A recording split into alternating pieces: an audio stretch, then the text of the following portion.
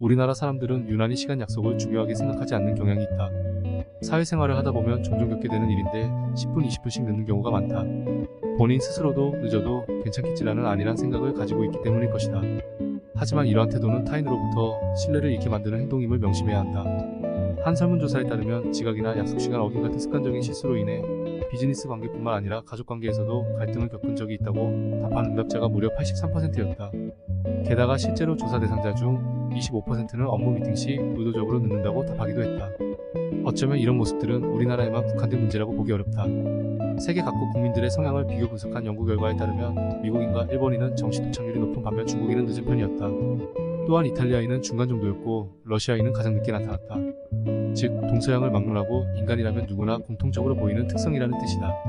중요한 점은 어떤 나라에서는 기본적인 에티켓인 약속만큼은 꼭 지켜야 한다는 사실이다. 그럼에도 불구하고 번번이 늦는다면 아무리 좋은 인상을 가지고 있더라도 그 이미지가 쉽게 무너질 수밖에 없다. 따라서 자신만의 확고한 원칙을 세워 이를 지키도록 노력해야 한다. 한번 무너진 이미지는 다시 회복하기 쉽지 않다. 그 이유는 무엇일까? 그것은 아마도 신뢰감 때문일 것이다. 즉, 우리는 누군가와의 관계에서 가장 먼저 상호 간의 신뢰감을 형성하게 된다. 이때 사소한 실수로 인해 쌓인 불신은 결국 모든 걸 무너뜨릴 수도 있다. 그럼에도 불구하고 시간 약속을 지키지 않는다면 본인 스스로 사회생활이나 인간관계에서 큰 손해를 보게 될 것이다.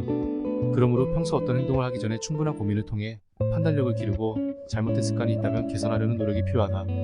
인생이라는 긴 여정 속에서 조금 더 멀리 내다보고 현명한 선택을 하는 자세가 중요하다는 의미다. 또한 타인과의 교류 시 자신의 의도와는 상관없이 발생할 수 있는 상황들을 미리 생각해보고 대처 방법을 마련해두는 것도 도움이 될 것이다. 그러므로 항상 상대방에게 믿음을 주고 좋은 인상을 심어줄 수 있도록 늘 최선을 다해야 한다. 하지만 아무리 완벽해도 한 번쯤은 누구나 실수를 하기 마련이다.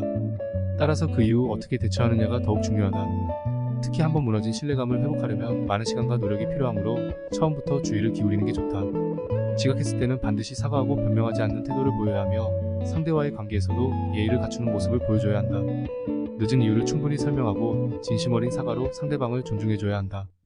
시간 약속은 모든 사회생활의 가장 기본적인 매너이면서 잘 지키기만 한다면 주변인들로부터 긍정적인 평가를 받을 수 있을 것이다.